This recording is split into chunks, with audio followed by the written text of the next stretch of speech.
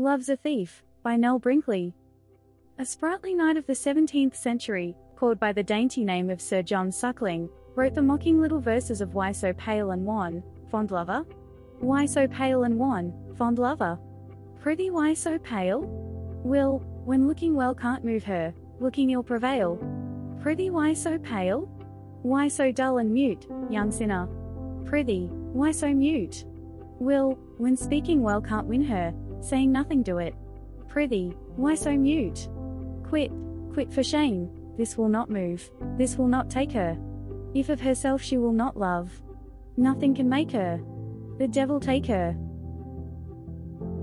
This bright-eyed knight must have eaten his pesty pie and drank his good, brown October ale and mastered his goodies, putting on the board opposite another knight languishing in his chair under the enchantment of that old love that is like a dizziness, and winner let a poor body gang about his busyness.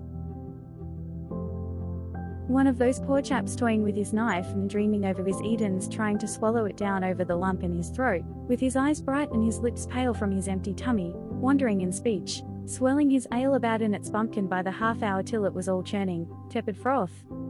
And Sir Johnny Suckling's glistening, mocking eyes took him all in over his mug rim, and his wits flew to the reason of it all.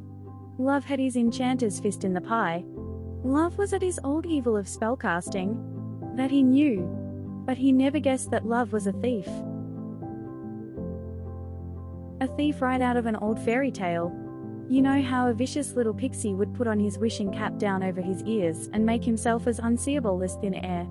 And then how he would get himself behind some simple person's chair at supper time and eat his good things right off his plate over his shoulder. And the poor man would get never a bite, waxing thinner and thinner with every supper time, what with the worrying, and getting divil a morsel in between his teeth. Right off his knife on the wobbling way to his mouth would the wicked pixie swipe it. And the poor man only scratched his head and grew wildered in his wits. And his puzzled family tapped their temples and cooked him more good things to tempt his tongue. Well, love's a thief. He pulls his wishing cap over his pink ears and stands behind your chair when you're in love, and steals your supper away right under your nose. And folks giggle and chortle, he's in love. Why so pale and wan, fond lover? Because love's a thief.